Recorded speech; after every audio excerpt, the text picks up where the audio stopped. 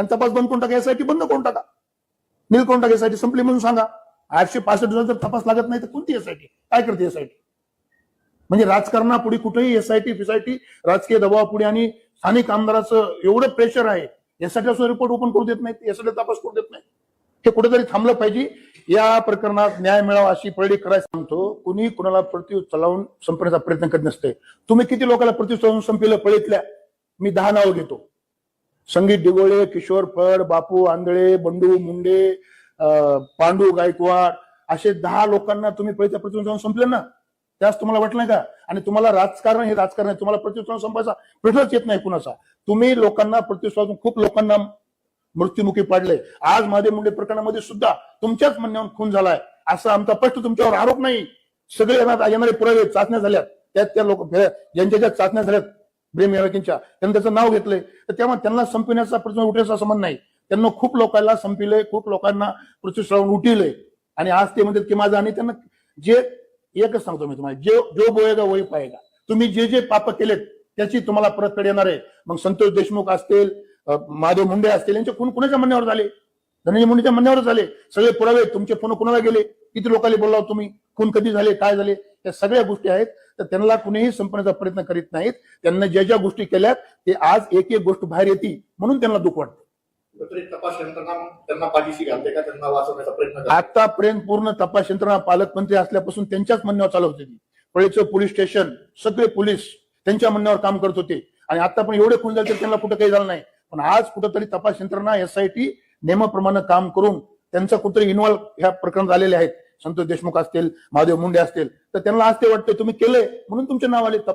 तपास यंत्रणा काही म्हणा नाव घेत नाहीत ना कुणाच्या. तपास यंत्रणा तुम्ही आतापर्यंत दाबून टाकल्या होत्या, त्यांना तपास करू देत नव्हतं. आज तपास झाले, तपास यंत्रणेमध्ये तुमचे नाव आले.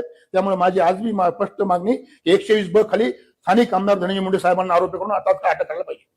या संतोषभाई देशमुख प्रकरणामधील वकील असणारे वाल्मिक कराड यांनी महादेव मुंडे खून प्रकरणामध्ये आपल्यालाच आरोपी करावं अशा प्रकारचा त्यावेळेस मी एक स्फोटक दावा केला होता. मला आरोपी करावं असं धनंजय मुंडे यांनी पोलीस प्रश्नावर इथल्या पीआयवर सगळ्यावर दबाव आणला की महादेव मुंडे प्रकरणामध्ये राजू फड व इतर 5 लोकांना आरोपी करा. त्याचं कारण काय होतं? विधानसभा समोर होती आणि मी आदरणीय शरदचंद्र पवार साहेबांच्या पक्षातून उमेदवारी मागत होतो. माझी उमेदवारी निश्चित झाली. त्यांना कुठेतरी मला उभा टाकू द्यायचं नव्हतं. म्हणून मला या प्रकरणात आरोपी करावं असं धनंजय मुंडे यांचं मत होतं. आणि मी तुम्हाला सांगतो, संतोष देशमुख प्रकरणात सुद्धा जर ब्रेम माफीन चाचण्या केल्या आरोपींच्या, तर तो सुद्धा मर्डर धनंजय मुंडेच घडून आणलाय असंच पुढे येणार आहे. अहवाल आल्यापासून ज्ञानेश्वरी मुंडे काही बोलल्या नाही. ज्ञानेश्वरी तर अहवाल ओपन केलाच नाही, त्यांना पण नाही अहवाल सांगितला, कोणाला सांगितलं नाही. म्हणून तेच म्हणत होते की आम्ही अहवाल ओपन करा, अहवालामध्ये काय काय झाले, चाचण्यामध्ये काय काय झाले, चाचण्यामध्ये कुणाची नावं घेतली आम्हाला माहिती आहे. स्थानिक आमदार धनंजय मुंडे साहेबांचंच नाव चाचण्यामध्ये आलंय की त्यांच्या सांगण्यावरच स्वर्गीय महादेव मुंडे यांना मारण्यात आले. यामध्ये आपण आरोप आता केलेला आहे की या सगळ्या परिस्थितीमध्ये धनंजय मुंडे यांचं नाव समोर येत आहे. मात्र अद्यापही आपण म्हणताय की आता ब्रेन मॅपिंगचा आणखी रिपोर्ट आलेला नाही किंवा तो रिपोर्ट ज्ञानेश्वर मुंडेकडे देखील दिला गेलेला आहे. मग आपल्याकडे कशी माहिती आली? नाही, रिपोर्ट आलेला आहे, ओपन केलेला नाही. आपल्याकडे माहिती हा रिपोर्ट आलेला आहे ना, ब्रेन मॅपिंग चाचणी रिपोर्ट एसआयटीकडे आहे. एसआयटीने ओपन करावं. रिपोर्ट मध्ये ज्यांची चाचण्या झाल्यात त्यांनी धनंजय मुंडेच्या म्हणूनच आम्ही खून केलाय असं स्पष्ट त्यांना सांगितलं त्या रिपोर्टमध्ये. म्हणून आम्ही म्हणतो ते रिपोर्ट ओपन करावं. आमची मागणी तीच आहे, रिपोर्ट ओपन करावं. सर्व सामन्यासमोर रिपोर्ट ठेवावं. महाराष्ट्र विधानसभेमध्ये रिपोर्ट ठेवावं.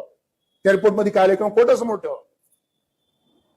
जेव्हा आमचा अधिकारी सुरू त्यांचं म्हणणं हा आमचा फक्त तपासचा भाग आम्ही ओपन करू शकत नाहीये. नाही, तपासाचा बघा तर किती दिवस तपास करणार तुम्ही? 864 दिवस. 864 दिवस झालेत आज महादेव मुंडेंना मरून. मग 864 दिवसात तुम्ही तपास लागत नाही, तुम्ही आरोपीला अटक करत नाही, कुठलाही तपास आम्ही ओपन करू म्हणू शकत नाही. मग त्या काय उपयोग आहे एसआयटीचा? एसआयटी बंद करून टाका आणि सांगा आम्ही राजकीय आमच्यावर दबाव आहे, अनेक आमदार आम्हाला तपास करू देत नाहीत, आणि तपास बंद करून टाका, एसआयटी बंद करून टाका, नील करून टाका, एसआयटी संपली म्हणून सांगा. 865 दिवसात जर तपास लागत नाही तर कोणती एसआयटी काय करते एसआयटी? म्हणजे राजकारणापुढे कुठेही एसआयटी फिसआयटी राजकीय दबावापुढे आणि स्थानिक आमदाराचं एवढं प्रेशर आहे, एसआयटी रिपोर्ट ओपन करू देत नाहीत, एसआयटी तपास करू देत नाही. हे कुठेतरी थांबलं पाहिजे. या प्रकरणात न्याय मिळावा अशी पळडी करायला सांगतो. कुणी कुणाला प्रति चलावून संपण्याचा प्रयत्न करत नसते. तुम्ही किती लोकांना प्रति चलावून संपलं पळीतल्या? मी 10 नाव घेतो. संगीत डिगोळे, किशोर फड, बापू आंधळे, बंडू मुंडे, पांडू गायकवाड, असे 10 लोकांना तुम्ही पळीच्या प्रति जाऊन संपले ना. त्यास तुम्हाला वाटलं का? आणि तुम्हाला राजकारण हे राजकारण आहे, तुम्हाला प्रतिस्वादून संपायचा प्रश्नच येत नाही कुणाचा. तुम्ही लोकांना प्रतिस्वादून खूप लोकांना मृत्युमुखी पडले. आज महादेव मुंडे प्रकरणामध्ये सुद्धा तुमच्याच म्हणण्यावर खून झालाय असं आमचा स्पष्ट तुमच्यावर आरोप नाही. सगळे येणारे पुरावे चाचण्या झाल्यात, त्यात त्या लोक ज्यांच्या ज्या चाचण्या झाल्यात ब्रेम यावकींच्या, त्यांनी त्याचं नाव घेतलंय. तर तेव्हा त्यांना संपविण्याचा प्रश्न उठायचा संबंध नाही. त्यांना खूप लोकांना संपविलंय, खूप लोकांना प्रतिष्ठावून